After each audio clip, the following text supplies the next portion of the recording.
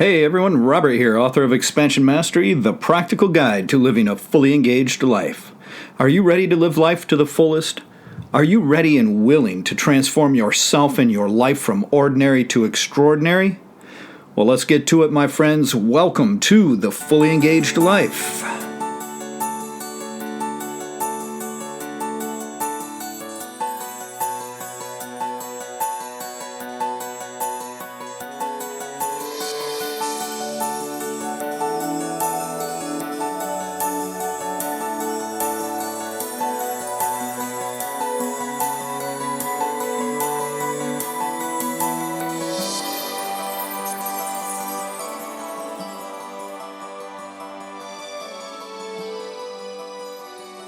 Welcome back to the show, everyone. I appreciate you tuning in today. In today's episode, we are going to finish up the Heaven section challenges of my book, Expansion Mastery. So this is going to be the 9th Heaven challenge. If we look at the two subsets of the exoteric training and the esoteric training, this final practice is the 5th esoteric training for this section. This particular challenge is the Tibetan Mind Seal Mudra. So this is a mudra or a hand posture, and these things are very common in nearly every spiritual and even religious system.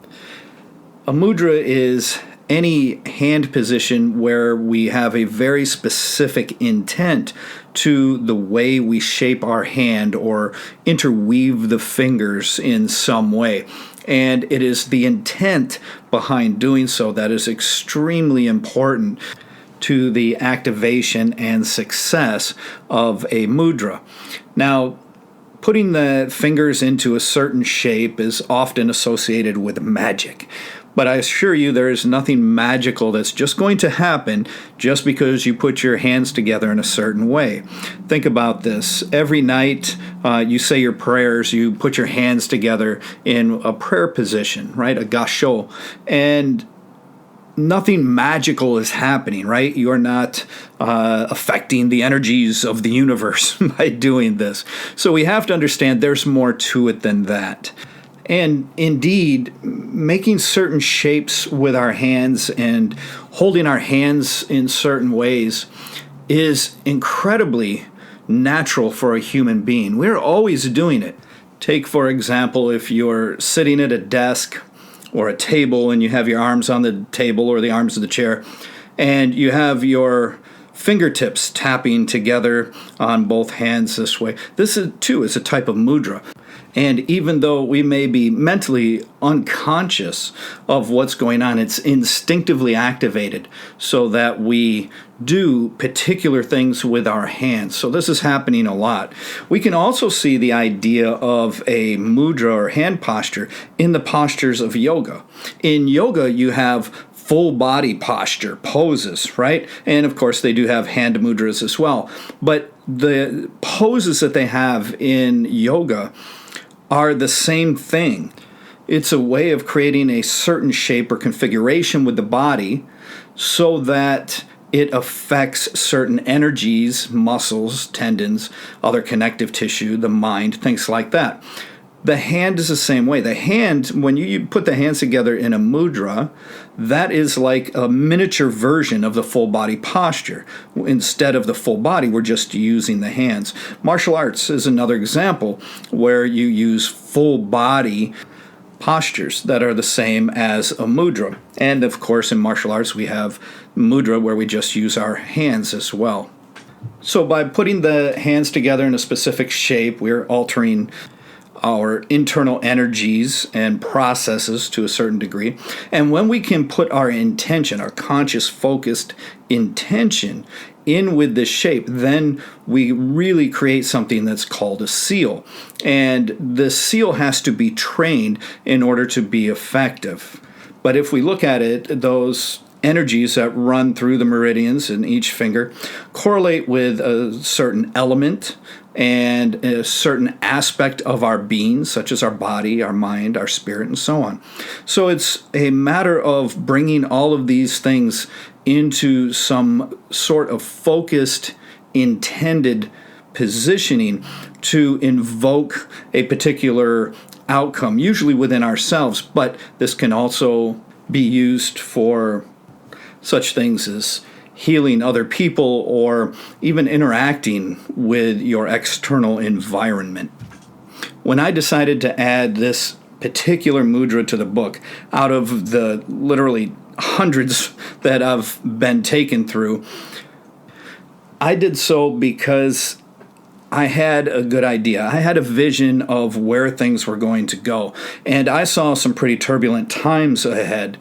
And I think that we are all capable of seeing just how much fear-mongering is going on these days and how so many people are living in a state of constant fear and confusion and other mental states that end up putting you in what's commonly called the survival mode.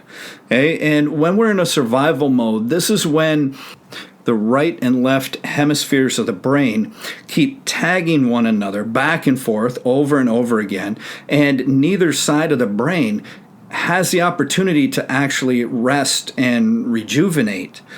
And this causes stress and anxiety and insomnia and all kinds of other symptoms that are very unhealthy for us, both mentally and physically. And this particular hand seal, this mudra, is designed to help you balance the hemispheres of the brain and allow the brain to have a chance to relax.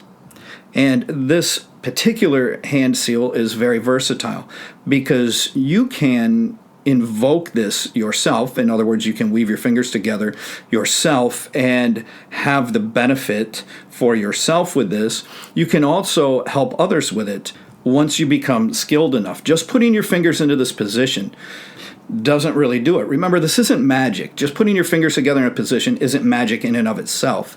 So we have to learn how to use this, and then that way it will become effective for ourselves and it will become effective for others.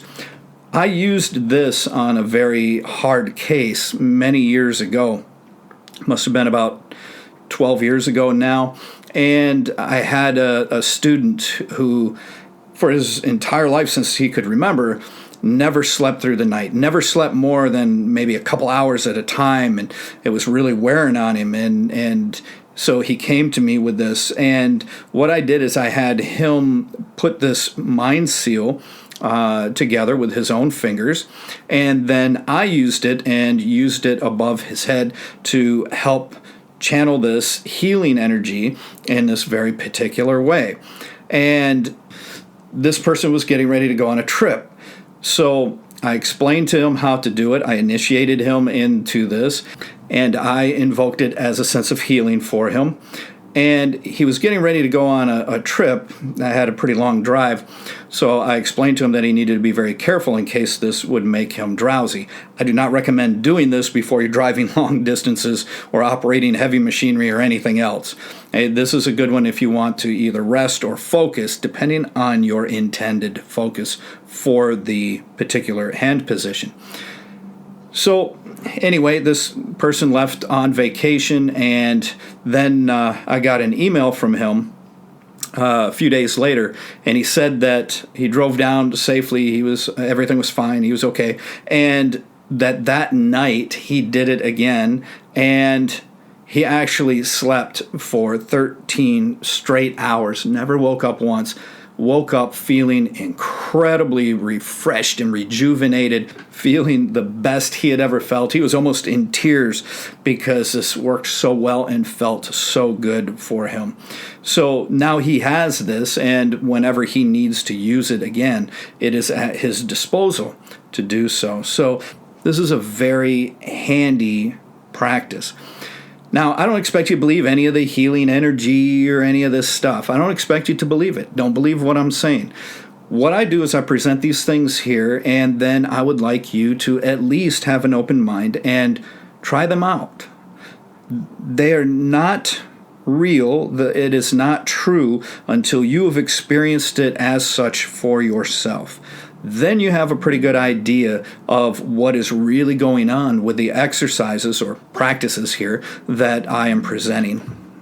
So these mudra or hand positions have the ability to influence our internal energies, influence our mind, influence our emotions, influence our vibration especially, and so much more. So I ask you to try this out and see for yourself. And this particular exercise I used for myself during times when my brain would just not shut down and allow me to sleep. There was a moment in my life where I had a few years of extreme stress. I was going through the loss of numerous family members of whom I was very close to. I was going through a messy divorce. I was going through some very, very major changes in my life, and my mind would just not shut off. And I went days on end without sleeping. I was lucky if I got 3 hours of sleep, 4 hours of sleep in 4 or 5 days. And it just couldn't take it anymore. So I would use this mind seal as a way to help me sleep. I'm not one to use medications, especially to knock me out and help me sleep. I don't use them, never have, and I have no intention of that. I don't like that sort of thing. This is an all-natural alternative that worked extremely well for me. It got me out of that fight-or-flight survival mode and allowed the hemispheres of the brain to balance themselves and relax, and I was able to no longer have this misfiring, if you will, going on in the synapses of the brain, so I could relax and sleep. This particular hand seal can be used for long distance healing too if you are a skilled healer. Again, just going into it doesn't make it magically happen, so please avoid the delusional aspect that can accompany such trainings.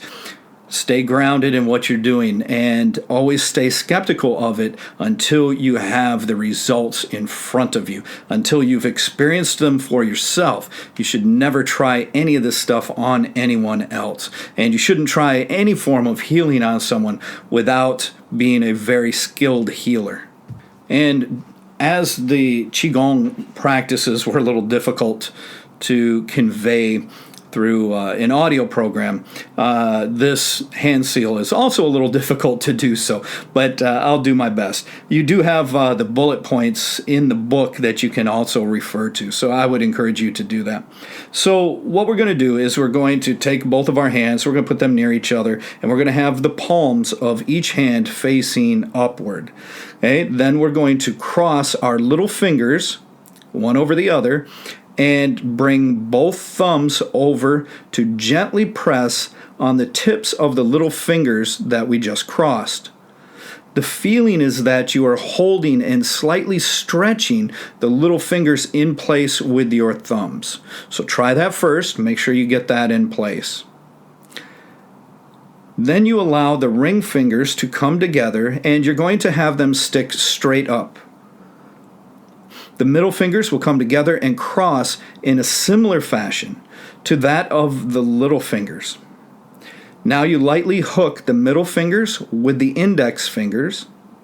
And once again, the feeling is that you are holding and lightly stretching the middle fingers in place with the index fingers. You want this slight bit of stretch being activated in the hands. This is helping to channel the energies appropriately. And then you're going to bend both wrists slightly so that your ring fingers point straight up and your hands are basically in front of your heart. So you're going to hold your hands there with your elbows slightly bent in front of your heart. Not exactly on the physical body, just out in front of you a little bit. Then you're going to place the focus of your eyes on the tips of the extended ring fingers. And this is where you set your intention. Okay, hold this position for 9 to 27 breaths and then slowly unweave the fingers. So this is not terribly difficult. It can seem a little daunting at first. Once you get the hang of it, it's absolutely effortless to go into this finger positioning.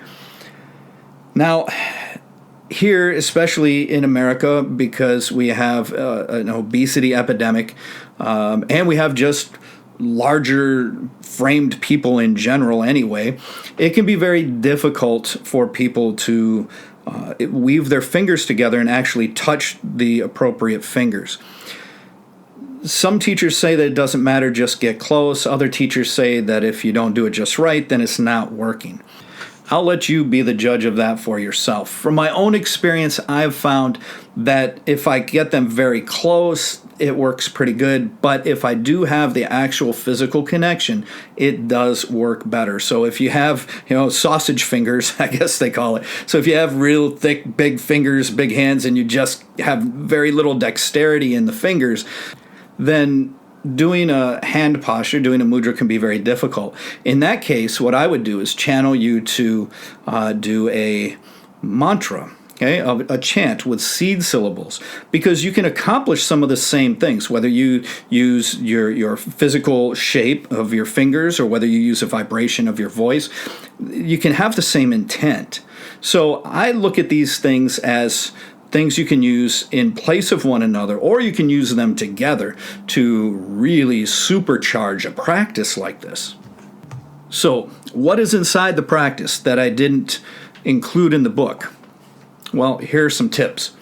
The first thing, once you have your fingers in that position and you have your eyes fixed on the fingertips, and you are deep breathing, either 9, 12, 26, 27, whatever, however many times you want. It's really not magical as far as what number you decide to use. I would just use no less than 9 full breaths because you need enough time for this to work. And then you set your intention. Okay, what is my intention? Well, my intention could be to sleep. My intention could be to just balance the hemispheres of my brain and get out of the survival mode. It could be to help my health. It could be numerous things that are going to help with the mind. So what I want to do is be able to calm myself. I want to focus on relaxing. And the deep breathing is going to help you accomplish that. Along with that, you want to try and relax the mind as much as possible. Okay?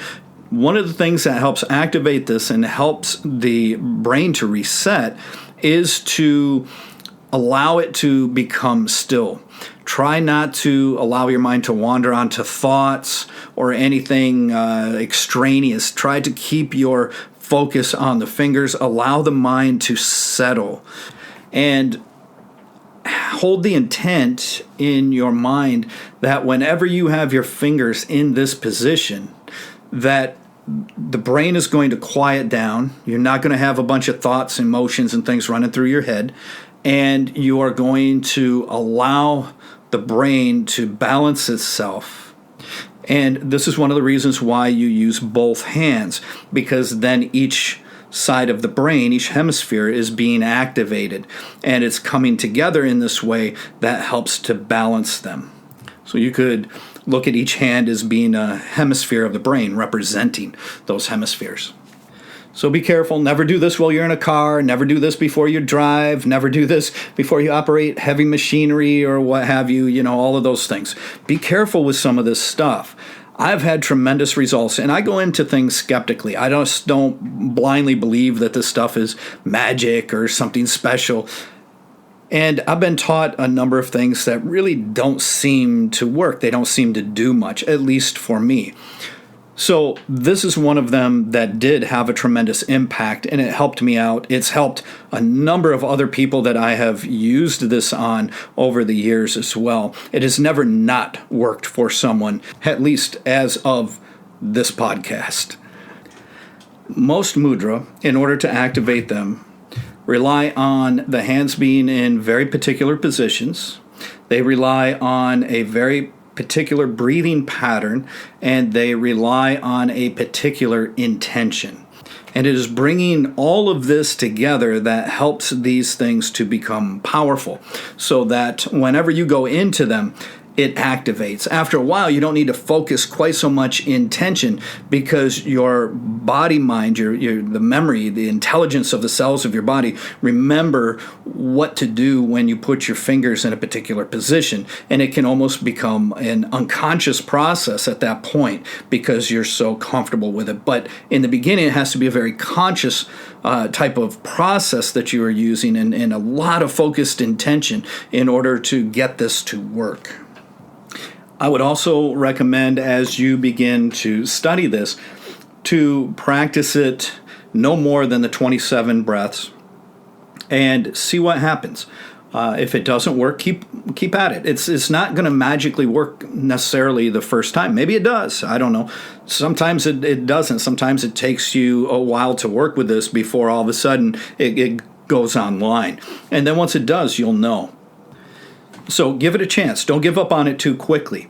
And make sure that you're reaping the benefits. When you reap the benefits, keep practicing this. It does require a bit of practice, like anything else. These challenges are all practices. That means that we have to continuously engage them in order to get them to work. They just don't magically work the first time. It's like Qigong. A lot of people, the very first time they're doing Qigong, they have this delusion that they're running all this energy and things right off the bat. And unfortunately, that's generally not the case. It takes some time to get used to it.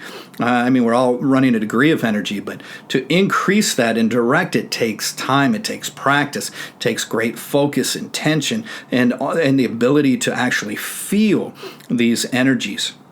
And that's why these are included in the Heaven section. This is the intangible stuff that we're working with, some of the internal stuff, working with the body's energies, the vital energies, working with the mind, things like that. Okay, have fun with it. Enjoy it. It's a great practice. I really, really stand by the effectiveness of mudras and mantras alike. And if you think about it, there's a reason why they exist in every single authentic spiritual system on the planet from every culture. Obviously, they knew what they were doing, right? All right, so have fun with it. Make sure and visit me at www.expansionmastery.com. You can get autographed copies of Expansion Mastery there, and you can also get the newly revised and expanded edition of my ebook, Reinventing Yourself Through Realignment.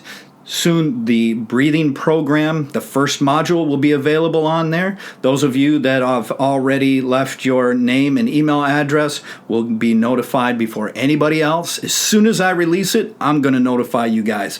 And it's coming. I'm working hard on it. I had a delay because of a lot of repairs and painting going on where I lived. But now it's quiet, and I'm able to be in the studio and work on these things and get this done for you. So please make sure that you're sharing these podcasts. That helps us out greatly. Make sure that you visit our YouTube channel. Make sure you subscribe to that and do all of that other social media stuff that helps us out. Until next time, my friends, I wish you the very best in your practices and your life. Take care.